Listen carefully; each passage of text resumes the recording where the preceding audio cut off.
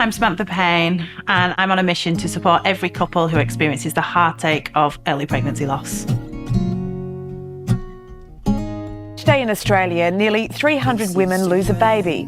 The toll of miscarriage or early pregnancy loss is emotionally and physically absolutely devastating. And there is evidence that a shocking 1 in 6 women who experience miscarriage will go on to experience long-term post-traumatic stress as a result. Well, no parent ever wants to hear, "We're sorry, we can't find a heartbeat." But sadly, that's the reality for more than 100,000 parents. They face that each year in Australia alone. It's the saddest experience ever, actually, because you go in 100%. with this little embryo inside you and you leave feeling like you've got like a hole just actually cut out of you and you're just left on your own. And it is traumatising, you know, they put you in the maternity ward. It's cruel. And there is nothing that can possibly prepare you for those words and nothing that can possibly prepare you for the journey that you're going to go on. The efforts of the Pink Elephant Support Network, who I'm working with, and commend their efforts to those in the chamber for the support that they are providing to local families. We believe that a woman and her partner who lose a child to early pregnancy loss are grieving the loss of their baby, and therefore that means that they need bereavement leave, not sick leave. The process is not a difficult one, it's more about political will to make that change. The federal government will tomorrow introduce legislation that will add miscarriage to the compassionate and bereavement leave entitlement for anyone employed under the Fair Work Act.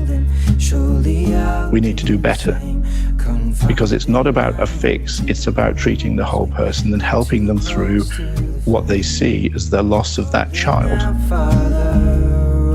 This is my 8th pregnancy, including twins. As it stands, though, only my 3-year-old would count if the census was held today. We need to count them separately, not just miscarriage, but ectopic, molar, termination for medical reasons. There are many different types of pregnancy loss. It says, we see you, we see your family, we see your baby. And that just opens up the door for families to be able to talk about what that experience is like, what they had imagined, what they have lost.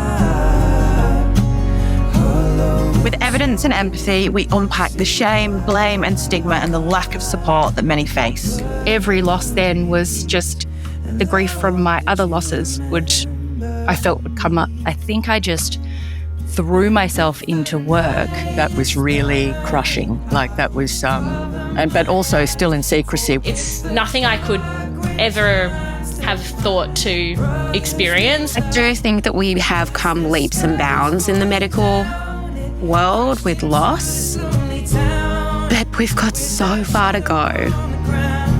We are absolutely stretched beyond our means and we urgently need support to be able to grow our circle of support.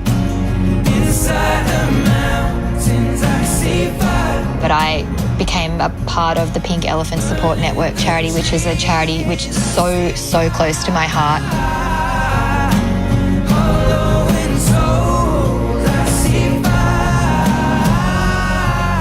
In encouraging news this morning, the Labor government has responded with a $9 million funding package this morning. Because miscarriage 10 years ago wasn't spoken about. It was one of those women's health issues that we had to almost put up and shut up and deal with it in private by ourselves. There's a wealth of support for you. You're not alone and we can be here and help you through this.